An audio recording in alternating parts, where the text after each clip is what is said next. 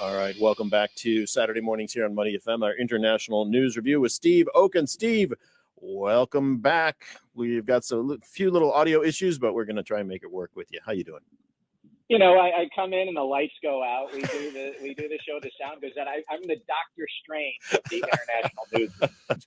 And as we speak, over the weekend, the NRA will welcome 55,000 members to their annual meeting in Houston, not too far away from where the tragedy happened. Very close, actually. Where the key guys, Republican politicians, Ted Cruz, you mentioned, there's the Texas governor, Greg Abbott, and the former U.S. President Donald Trump are expected to show up. How do you reconcile this? Those statistics with the fact that 54% of all Americans want stricter gun controls.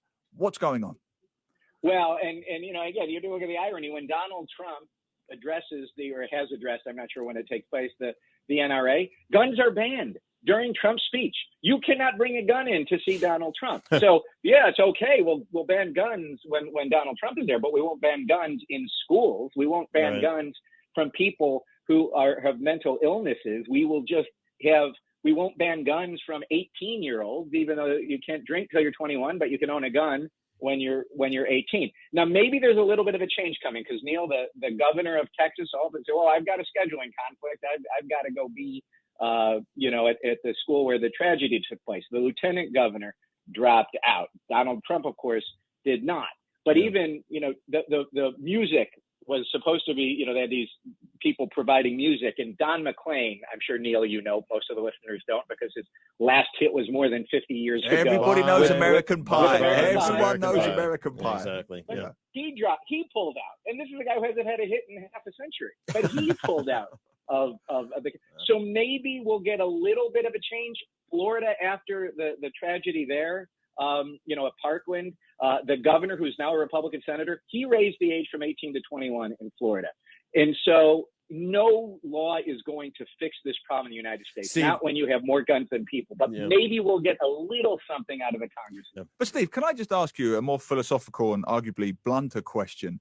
I do wonder about America's moral authority on this, because shortly we're going to talk about the US and China.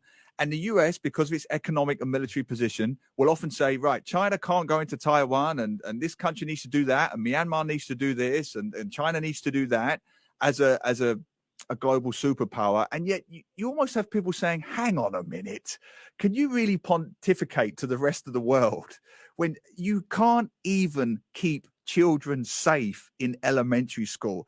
I mean, surely at some point, America's moral authority almost gets questioned. What do you think on that?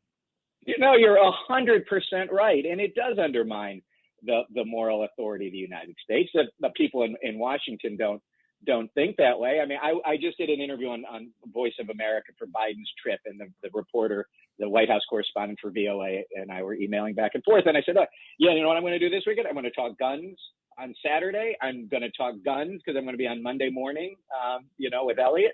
And we're going to talk about guns because this is what we have to try and explain it where we can't. There's no explanation for why we can't do anything about it. And she says, yeah, I'm doing the same thing. She says, I hate it, but you have to come on and just say, yeah, we're terrible. And we don't seem to be able to do anything about it at all. Again, I'm not even going to be glass half full. I'm going to be that there's a sip of water in the glass, that you can get 10 Republican senators to come in with the 50 Democrats you need in the Senate to say, we're just going to get even the tiniest thing done. And that would be a red flag law, raising the age to 21, a background check, not Glenn immediately, but a 7-day waiting period. I mean, there are things that can get done. And the senator from Connecticut where Newton, where the last major school shooting took place, or the second to last major school shooting, we can keep track. He said, I'll take anything.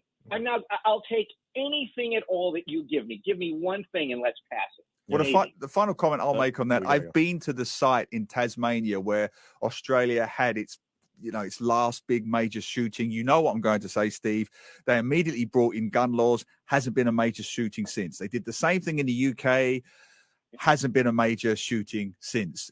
America stands alone on this, Glenn. Yeah. I mean,